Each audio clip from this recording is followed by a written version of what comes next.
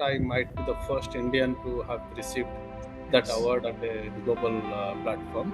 And Tejas Mark 1A is right up there. So, how do you now feel that your baby has really come of age? Absolutely, it's a brilliant feeling. I would put that one at the front when it comes to my personal contribution. So, hello, namaskar, everybody. I'm Ankit, and you are watching India Now and Now. Today, I have a very special guest, a guest who made it from Cuttack to California. Please welcome the former CLO of Tata Global Consultancy Services, Sri Damodar Padi. Damodar sir, warm welcome to you on a very hot afternoon. Thank you, Ankit, for the opportunity. So, what a journey you have seen. So, how did it all start, and where did all the spark came? Well, the California that you were mentioning, Ankit, um, it's just symbolic. I was there to receive an award, which I received as the CLO of the Data Consultancy Services, and the Chief Learning Officer magazine had picked me as the CLO of the year, and that's the reason I went to California to receive the award. There was a significant component of United States in my career, which was primarily New York and later in the state of Ohio, Cincinnati. And most of the time in my career, I spent here in India itself. Quite a few years in Bangalore and a few years in Trivandrum, in three of the large corporations, Hindustan Aeronautics Limited to begin with, and Tata Consultancy Services as the first change in career. Then moving to General Electric as a part of the joint venture acquisition by General Electric. Yes, I mean, I really do not know the history, but I might be the first Indian to have received that Yes. award at a global platform. So, of course, so while we'll obviously come to Cuttack, when we mention Cuttack, we'll definitely go to that particular village where it all started. But, everything is there in the book. It's a beautiful book, and I must say that everybody should get a hang of it. They really want to do something in life. I think that is a way forward to, inspire you, and that's what we call the scrappers way, making it big in an unequal world, which has happened. But when the world was unequal, is where we start. So your village in the district of Cuttack, called I think Mahanga, if I'm pronouncing it correctly, where you were born and the initial years happened. How was your initial life like? All the struggles and all. So, yeah, it's a great question. I'm very proud of my past. As you have read the book already, the way you are asking the question, uh, it's about really not about me. It's about anybody who is born in a rural village in India. And I will remind the famous quote by none other than Bill Gates, who once said that if you are born poor, it's not your mistake. But if you die poor, it's certainly your mistake. Um, the emphasis, Ankit, in the book is that even as a poor child, I was never unhappy. I was not crying, you know. I was deriving pleasure from everything that was there around me because you don't have a reason to complain. If you complain, then you weaken yourself. But if you laugh off to your circumstances and always think, what can I do in the circumstances to propel myself forward? That's the attitude which is most important. That's what is explained right from page one till page number 217 of the book. Somehow you managed to get a good school. As far as the region is concerned, it was a good school. If I'm not wrong, I think it was called as Sri Gopalji High School in Bilasuni.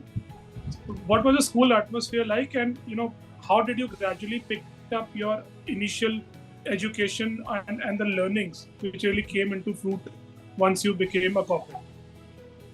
Yeah, the school was about 10 years old. The school was good because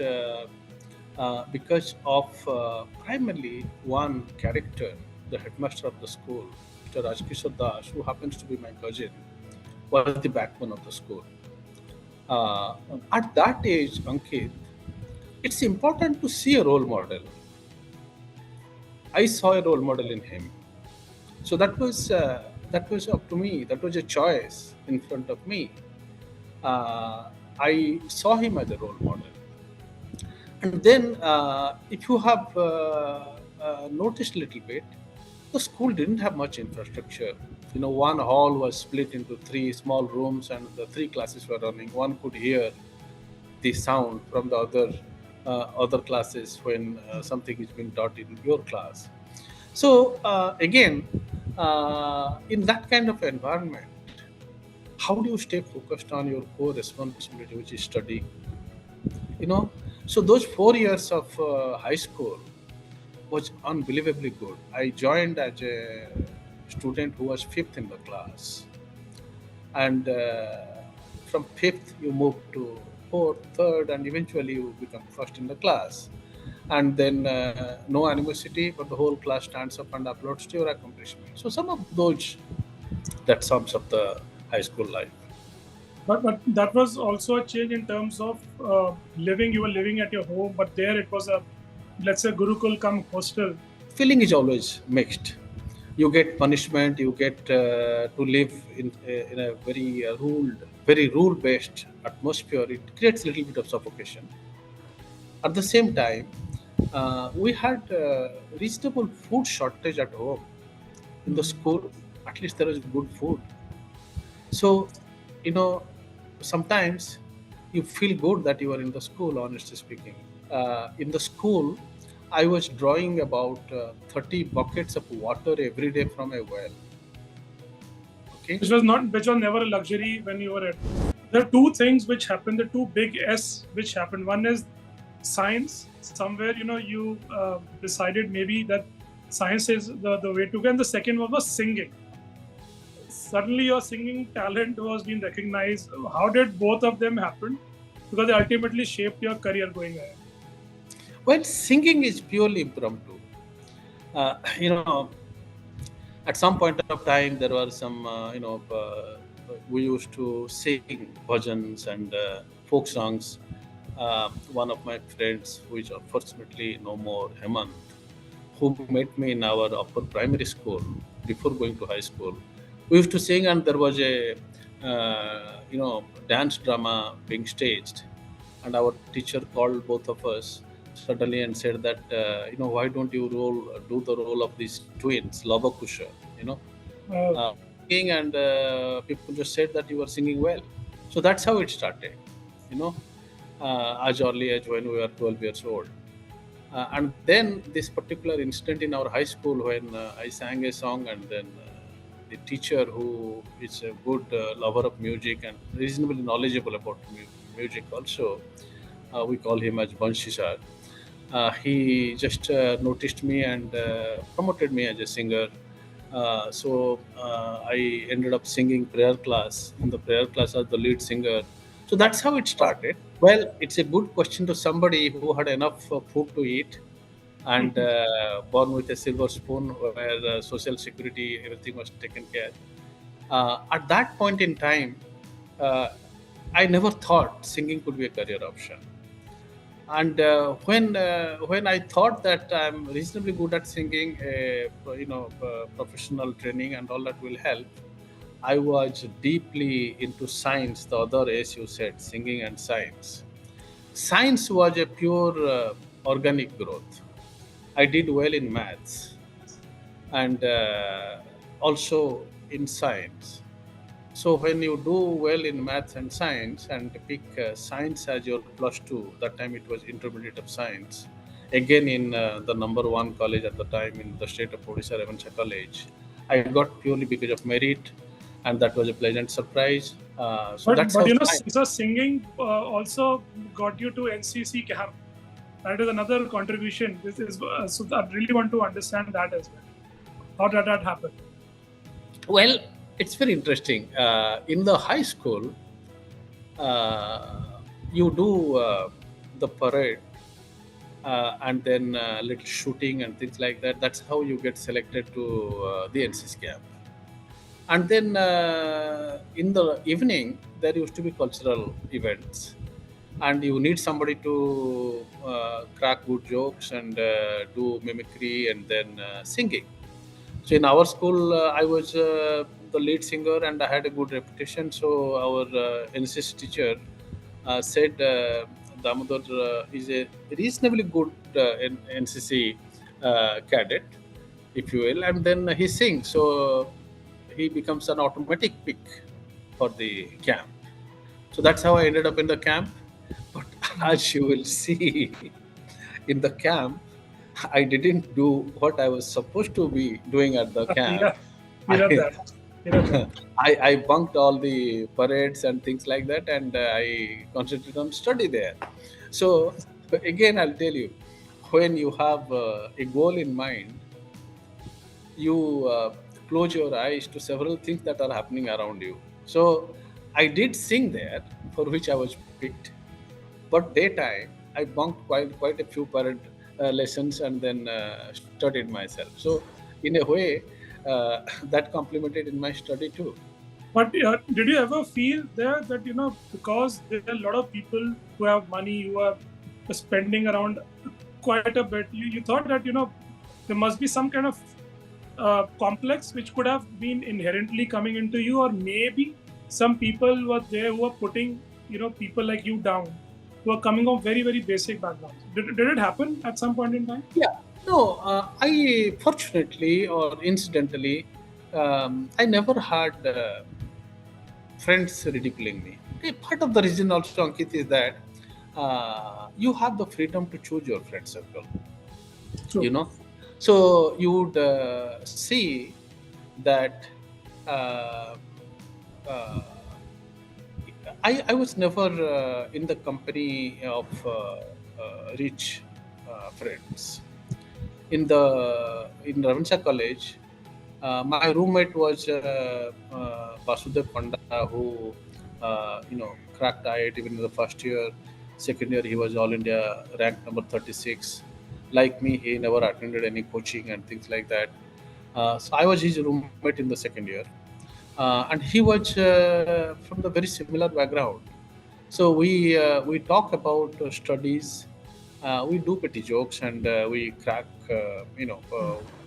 and we go for Odia movies together. I sing, and he appreciates my singing. So those low cost entertainment sources, we leveraged very nicely. But we were not in the company of rich friends who could incidentally, may not be without intention, end up cracking a demeaning joke or see us, look us down. So that was a very conscious choice. Then happened the big crack, maybe the biggest crack. IIT Kharagpur happened. And as you said that you really didn't do any kind of coaching, it was all self-taught. And there it came knocking down.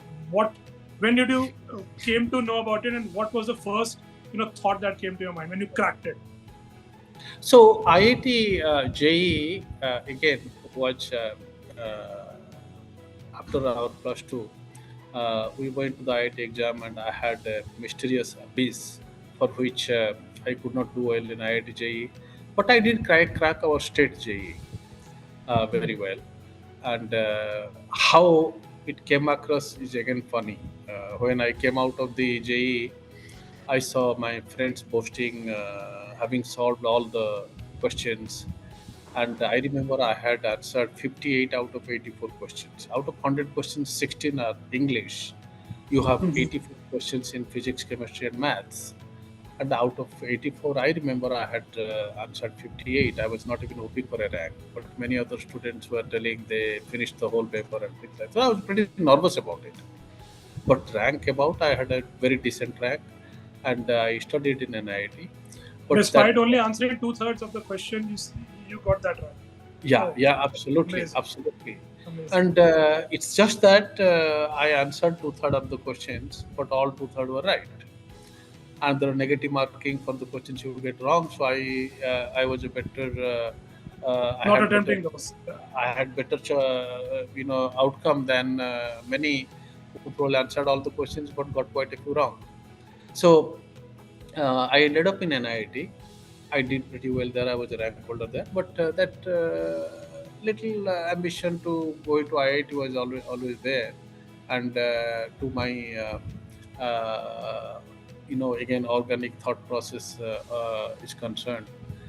Somewhere I realized that I don't want to do a career in civil engineering, and started dreaming about becoming an aeronautical engineer. And somewhere in subconscious mind, you think about airplanes, and when the option is that someone from civil engineering background can apply for aeronautics in IIT, I just impulsively. One thing is I didn't want to do a career in civil engineering. At that time, Okay. impulsively you were Mhm. thinking about aeronautical engineering, and you ended up feeling that aeronautical engineering is my first choice, and you get a good get score, and you get an admission into aeronautical engineering. That came into four there again. So and I did well, and the rest is history. I got into Hindustan Aeronautics Limited. Again, I joined G.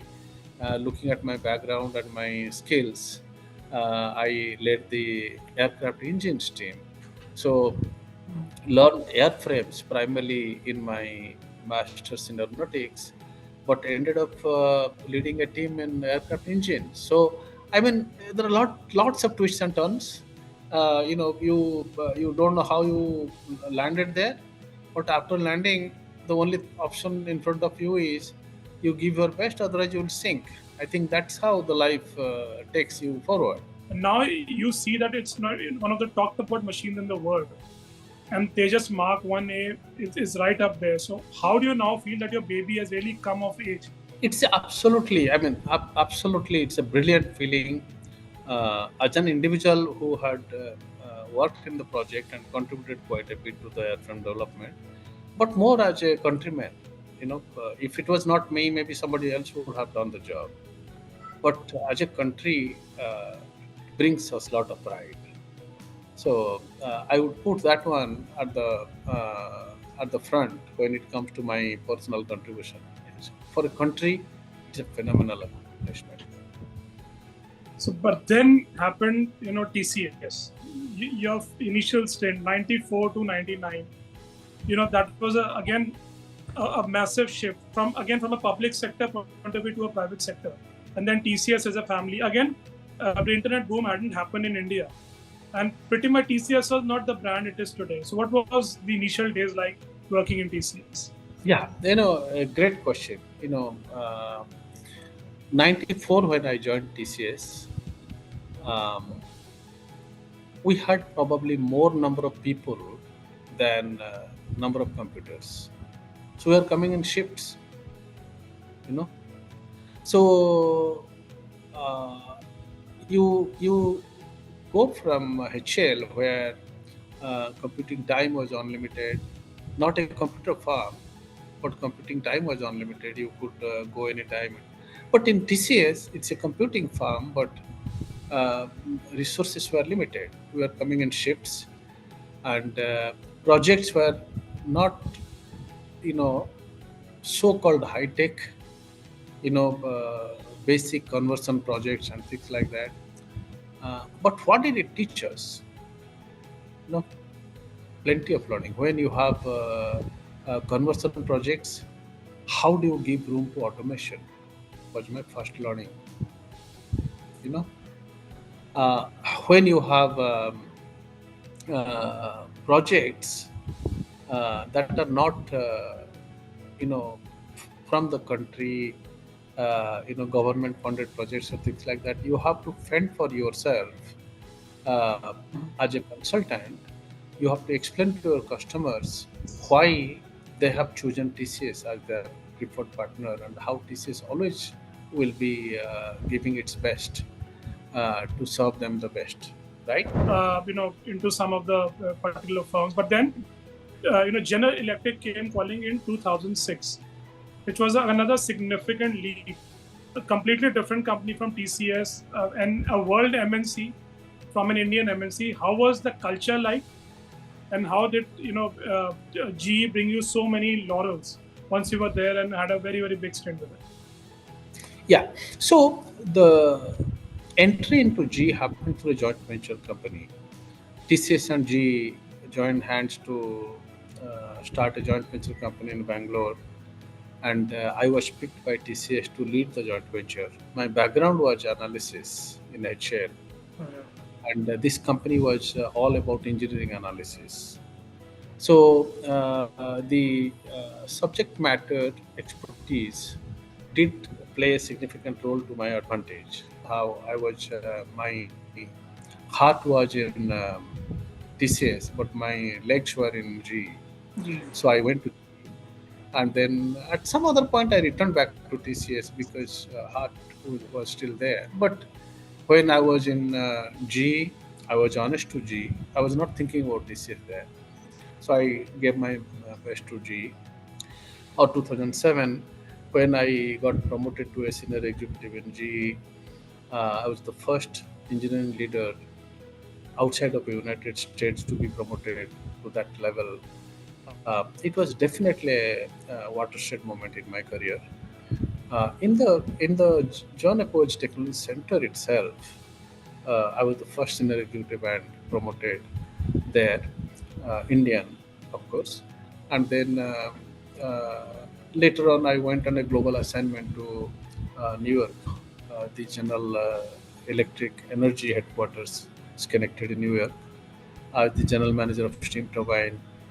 So those ones were very, very unique opportunities as well as accomplishments during that time. So while after another big stint, really called it off. You retired, but then still there was some kind of fire, some kind of an urge, and that is your book. So what prompted you to really come out with this book? Were you already contemplating it some years back, or it just happened in a spark on some day, and you thought really I should pen it down and tell to the world that you can really rise from where you were and reach at a particular level where I have reached? Well, something happened in between. When I came back to TCS, I came in the role of a chief learning officer. The role changed. You know, I never thought I would get that role, but our CEO, Mr. Chandrasekharan, uh, fondly we call him Chandra, who is currently the chairman of the Tata Group. He said that Damodar, you may not realize the chief learning officer's role is an organizational need.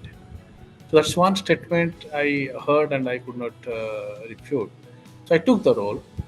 But in the role, as you will see, writing, of course, there was a circumstance. I was in a hospital for a sickness, and in the hospital, I realized that I would not keep this incident under the carpet. Let me write a blog and share with people. And that blog was so liked that I thought of writing a second blog. Second blog was equally good, and then the third blog. So first few blogs were very well received, and then after a year or so, all our employees said, "Sir, you should write a book." Book writing actually was not in my mind, but somewhere after 4 5 years of writing blogs, mentally I thought maybe I should write a book. So that thought first came. I was having, I went to California to receive this award, and my son Suman, who was there in the UCLA in his economics program, I I had think called him. about few kilometers, not much far away Yeah, from a few miles, where a the few award miles, ceremony was happening. Yeah. right, a few miles from there, UCLA, and he came over, and then in the morning, when we were catching up in the car on my way to airport, he had also got the notification I got this award. He was very curious, and he saw some of the photographs of the event. And then he said, Daddy, I want you to write a book on your life story. I said, Are you kidding? Why would I do that? Then he said, I am just forwarding you with my personal statement that I wrote to get admission into college. It's all about you. So you read this. It's your life in my eyes, or your life through my eyes. And if you So you would have like been it, almost shocked that you've written I something was which shocked. This zero. boy who used to tell me that when I push him for study, he would say, "Daddy, did you ever have fun in your college days or school days? You are a nerd, and I don't want to live your life." And child who always confronts me like that, uh, he tells, "You are my role model in life, and I want you to write a Wow. book which will inspire my generation." So, his statement that your life story will inspire my generation is the statement for which I wrote the book the way it is. Because as a father, what would you expect? Forget about influencing the world. True. Your job is to influence your child first. And in this case, you are influencing without even trying to influence. He's influenced just by observing you.